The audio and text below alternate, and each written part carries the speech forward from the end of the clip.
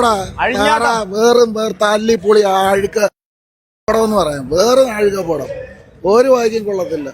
ഇത് ഒരു എനിക്ക് വന്ന കുറെ വർഷങ്ങൾക്ക് മുമ്പ് എന്നാണ്ട് എടുത്തു വെച്ച പടമെന്ന് തോന്നുന്നു. വേറും പടം അരമണിക്കൂർ താമസിച്ച ഷോ അടങ്ങിയത്. ഇങ്ങനത്തെ ഒക്കെ പടം ലോജിക്കില്ല. മാഡ്നസ് അടിച്ചുപൊളി ഒരു മൈരുമില്ല. ഒരു എന്താണ് ഒരു ഒന്നുമില്ല. ദിലീപിന്റെ ആറാട്ടം എന്ന് പറയാമോ?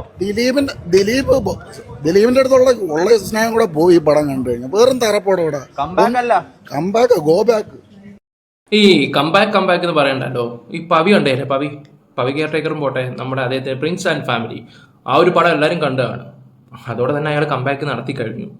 അതൊരു 150ാമത്തെ പടം നല്ല ഹിറ്റായതാണ്. പിന്നെ ബബ്ബയെ കുറിച്ച് പറയുവാണെങ്കിൽ അവർ പറഞ്ഞിട്ടുണ്ട്, ലോജിക്കും ഇല്ല, ഒരു ഇതും ഇല്ല, അടിച്ചു പൊളിക്കാൻ വന്ന് കണ്ടിട്ട് പോകുമെന്നാണ് പറഞ്ഞിരിക്കുന്നത്. അദ്ദേഹത്തിൻ്റെ പണ്ട് മുതലുള്ള ഓരോ പടത്തിൻ്റെ റെഫറൻസും കാര്യങ്ങളൊക്കെ കൊടുത്തിട്ടുണ്ട്.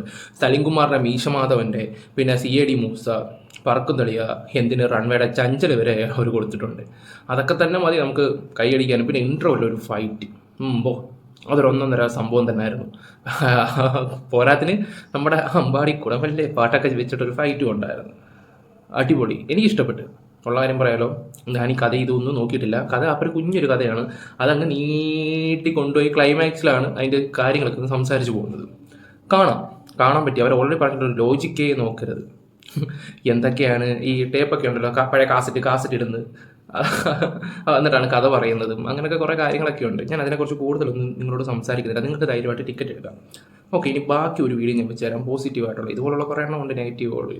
വേണമെങ്കിൽ 3 മണിക്കൂർ നിങ്ങൾക്ക് എല്ലാം ജീവിതത്തിൽ കഷ്ടപ്പാടുകൾ പറഞ്ഞ് എന്ത് വേണമെങ്കിൽ ടിക്കറ്റ് എടുത്തോ. 110% ഷുഗർ പറയുന്നു. പടം വേറെ ലെവൽ. പടം തൂക്കി.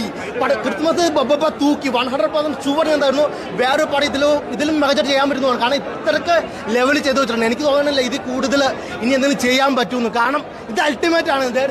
ഇത് എക്സ്ട്രീമാണ്. ഇത് കൂടുതലൊന്നും ചെയ്യാനില്ല. കാരണം ആ രീതിയിൽ എല്ലാ ക്യാരക്ടേഴ്സ് വൈസ് നോക്കുവാണെങ്കിൽ പടം ഇറ്റ്സ് ഓസമാണ്. നമുക്ക് ജസ്റ്റ് വാവ് എന്ന് പറയാൻ പറ്റും. വേറെ ഒന്നുമില്ല.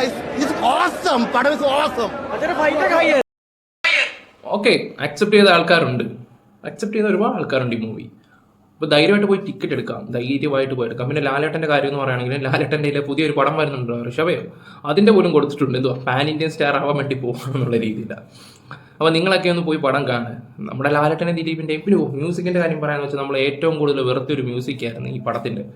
കിടക്കുന്നു പടം കണ്ടപ്പോൾ വിറ്റകട രണ്ടിൻ്റെയും കൂടെ ഡാൻസ് കണ്ടപ്പം അതങ്ങ് മറന്നുപോയി.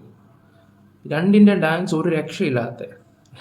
ഇപ്പോഴത്തെ വൈറൽ സ്റ്റെപ്പ് വരെ അതിനകത്ത് കൊടുത്തിട്ടുണ്ട്, നിങ്ങൾ കാണുക.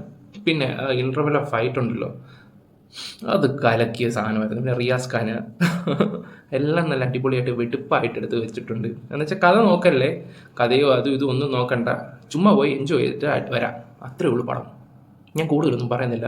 ഇൻ്റർവെൽ സീൻ കാണുമ്പോൾ തന്നെ കൊടുത്ത പൈസ മുതലായിട്ടുണ്ട്. അപ്പം വീഡിയോസ് ഇഷ്ടപ്പെട്ട ലൈക്ക്, ഷെയർ, സബ്സ്ക്രൈബ് ചെയ്യുക. Bye, love you all.